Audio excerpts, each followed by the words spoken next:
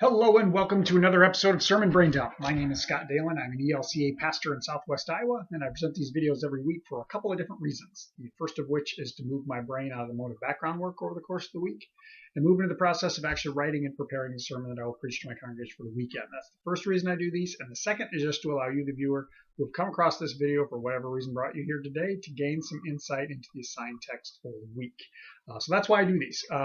This particular Sunday, which is February 25th, 2018, the second Sunday in Lent, we are continuing with a little bit of a theme that I've embarked on this time around. The Old Testament lessons this year in Lent are all focusing in on covenants, times when God makes a covenant with individuals within the context of the Old Testament.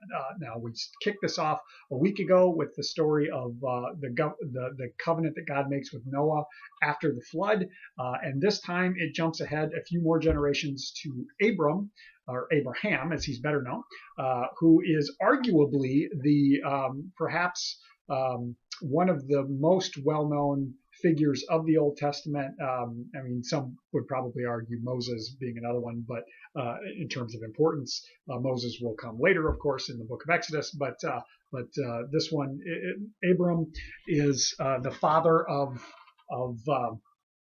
the first patriarch, is maybe the way to say it. So that's there's Abraham, and then there's his son Isaac, and then there's Isaac's son Jacob. They're the first three patriarchs, and we'll oftentimes refer to them. A lot of times later on in the narrative, we'll hear that I'm the God of your ancestors, or the God of Abraham and Isaac and Jacob. So they're the three guys who really kind of kicked this whole deal off. As I mentioned, we had Noah last week, and then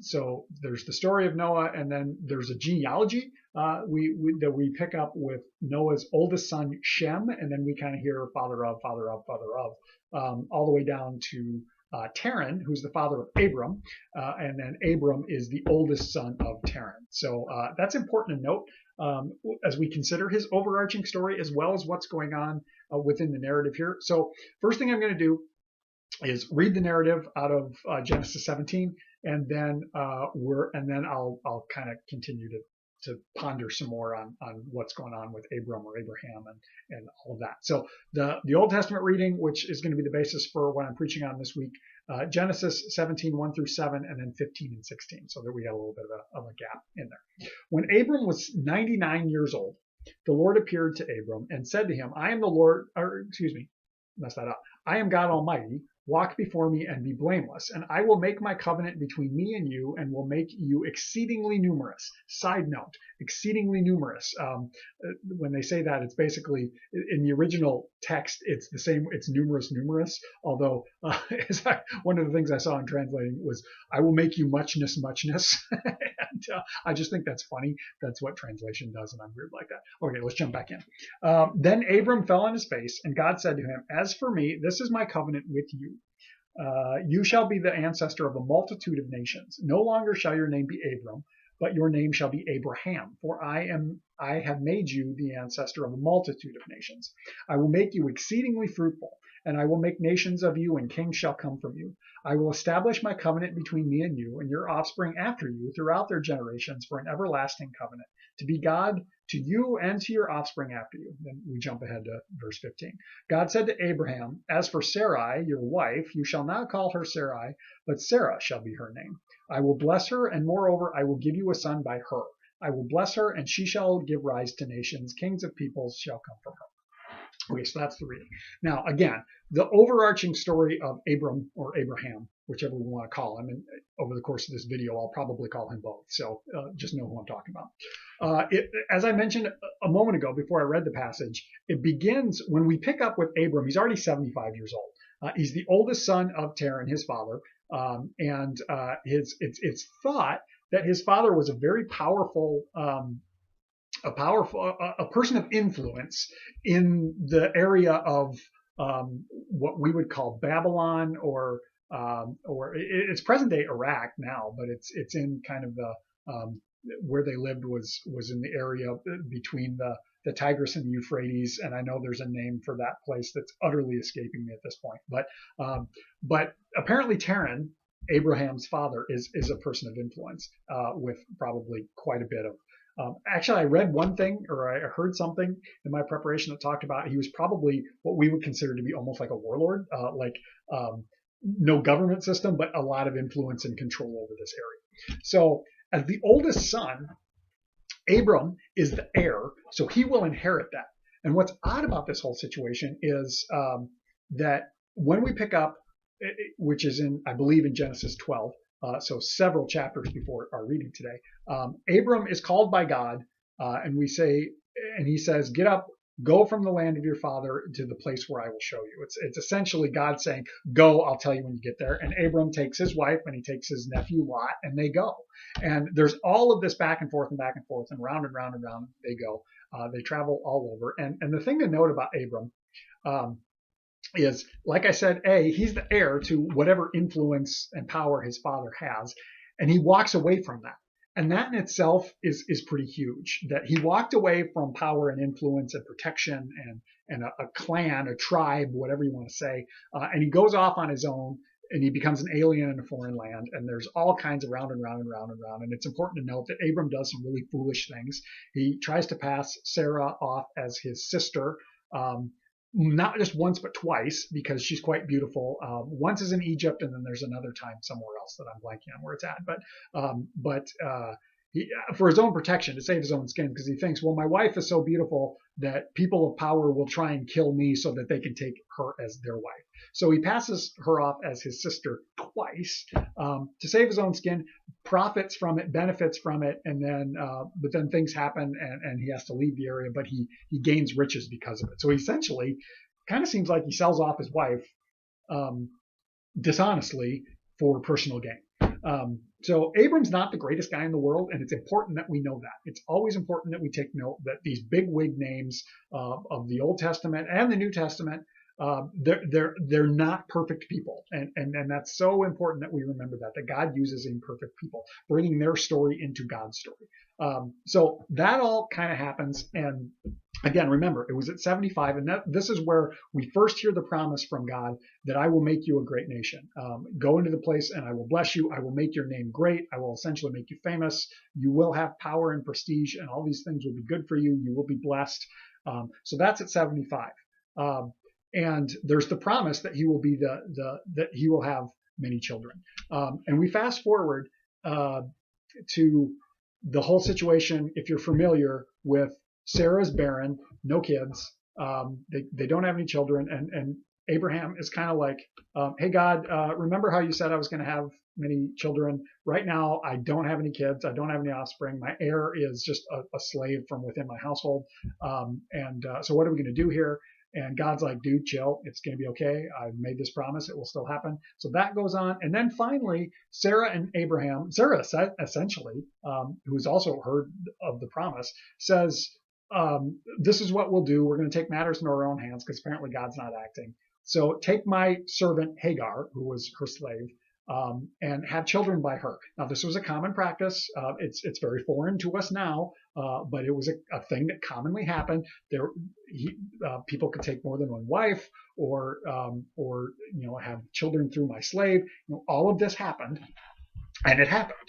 And Hagar gets pregnant by Abram and has his son Ishmael. And this is like 13 years before where we picked up. So Abram's, I want to say like 84, 85 roughly. So it's been like 10 years since God approached him and said, hey, leave the land of your father and go off on your own, and I'll tell you when you get there. And by the way, there's going to be, I'm going to give you this land where you are at. And there's this other covenant that happens, and this is in chapter 15, which is interesting because, like we heard last week with Noah, that the one-sided covenant, God is the one who brings something to the table with Noah. It's kind of the same thing. God tells Abram, cut up some animals, lay them out, which this was a common practice for covenants, and both parties would pass through the animals, and they would basically say, if I don't hold up my end of the bargain, may it happen to me what has happened to these animals, like may they be cut in half, essentially. And Abram doesn't pass through, but this flaming pot passes through, which he recognizes as God taking up the covenant that I will give this land to your descendants, and it will be for them. So we've had the promise, then we've had a covenant, and now we have another covenant. And as we come up to this, what's important to note about this is, as far as Abram is concerned, God has upheld his end of the bargain. Now he has a son. He has a son Ishmael, and it's not through Sarah or Sarai at this point, but he has a son. And this son is like 13 years old, 13, 14 years old. And so as far as Abram considers, well, okay, I have offspring. He will grow. He will be blessed. This must be what God was talking about. So I kind of get the sense that in this gap, this 13-ish odd year gap, Abram's kind of like, okay, well, God's done what he said he's going to do, so I guess we're good. But then God comes back again at 99. So, like almost 25 years later. And side note, Abraham lives to like 175. So he's like, for him, he's like middle-aged. But he's old, but he's middle-aged. I don't know. They lived really long times in the Old Testament for whatever reason. But so now he's 99, and God comes back again and makes this new covenant, establishes this new covenant. And so there's some thoughts. When God first appears to Abram, he says, I am the Lord Almighty, walk before me and be blameless. I was drawn to that idea of being blameless. And in the translation there, it's the idea of be complete or be whole or be without defect. This is a word that pops up in the Hebrew a lot. Not much in terms of Genesis. Actually, the only other time it pops up in Genesis is Noah, because Noah is upright and complete and blameless before God, or righteous. Sometimes you'll hear it, but it pops up a lot in Exodus when Moses is receiving the law, like the bigger law, talking about sacrifices and everything from God. And it's always, think of it like, if you're going to make a sacrifice, let it be a lamb who is without defect, and that's the same word that God says to Abram, walk before me and be without defect. What's that mean? Who knows? It's probably, I don't know. We could go off on a tangent on that, but God says this, like, be without defect before me. But then we hear again, you shall be the ancestor of a multitude of nations. And this is interesting because, so we already have Ishmael, and now we know in hindsight that there's also going to be Isaac. And then later on, after Sarah dies, Abraham ends up getting married again, and he has more children who become like ancestors of other nations or other peoples or other tribes or whatever we want to say. So there is this bit of prophecy almost going on here with what God is saying to Abraham. But not only that, we also consider that the connection that many of our faiths have back to Abraham. The Jewish nation, of course, and then through the Jewish nation, the offshoot through Jesus to Christianity. And not only that, but Ishmael, the first son, becomes the father of what will go on to become the nation of Islam, or the culture of Islam. So we have these three major world religions who are essentially all cousins fighting a sibling rivalry or fighting a family squabble when we have tension between our faiths. But it's all going back to that. So we hear that. But again, keep in mind for Abraham, he thinks, well, I already have a son.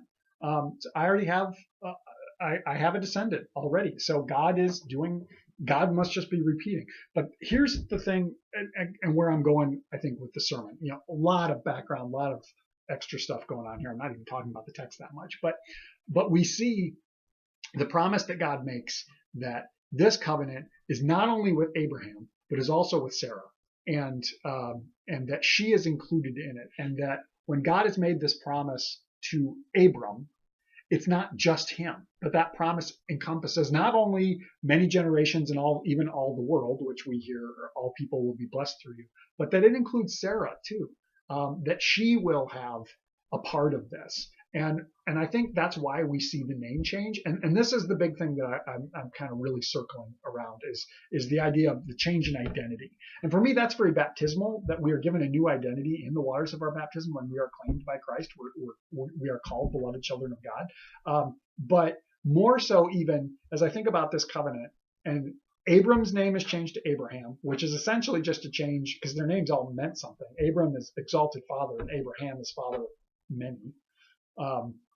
and then Sarai and Sarah have meanings too, which I'm utterly blanking on at the moment. But this idea that the covenant that's made with Abram is not just about him. It's bigger than that. And likewise, the change in identity that we have through the promises that God makes to us and on our behalf changes our identity, but is also not intended just for us, that we are called into something that's for the greater world. That's the direction I'm going to go with this sermon. I'm still working on how exactly I'm going to piece it all together, so I got a lot more work yet to do today. But that's kind of where I'm going with this one. I think this is a great story. It's a small portion of a larger story. Again, Abraham's story it encompasses quite a bit of this part of Genesis, kind of here in the early third of Genesis. But it's an important one as we begin to see this pattern of God going beyond expectations. Yes, Abram is the oldest son, but he walks away from that, and he's invited into something new.